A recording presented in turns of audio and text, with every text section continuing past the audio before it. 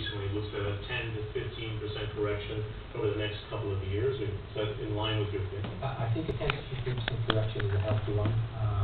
I don't think that's a bad thing to happen at all.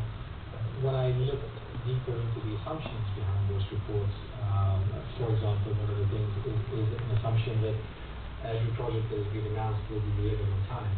And reality is never like that. I really do not see a crash event soon, because as I said, the fundamentals are still extremely strong. Is it going to be less resistant to the sovereign funds?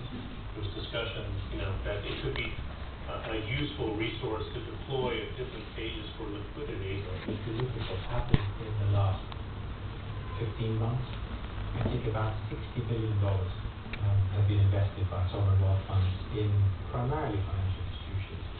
So they've felt quite a bit of pain over the last 15 months, and they've lost quite a bit of money on those investments. I think even more important in the future, because they are a source of liquidity, their access to capital and funding is growing all the time, especially with oil prices where they are. So they are an important player, and will continue to be an important player, and become even more important in the future, and they will continue to look for good investment opportunities. You get a sense when you speak to different bankers from different parts of the world, they really have no idea when we can say this is the turning point and this provided clarity. And some are even saying a 5 to 6 year period to work it out. Would you agree with that?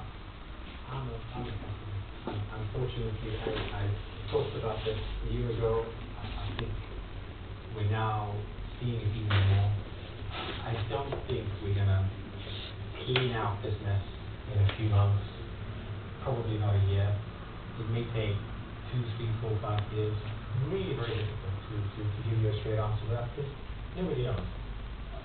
We're paying the price for the excesses of the last decade, particularly the last 2 or 3 years. Once again, Samir Al-Azhari speaking to you there in Tianjin. Many of you know him as the 2-time bidder for the Liverpool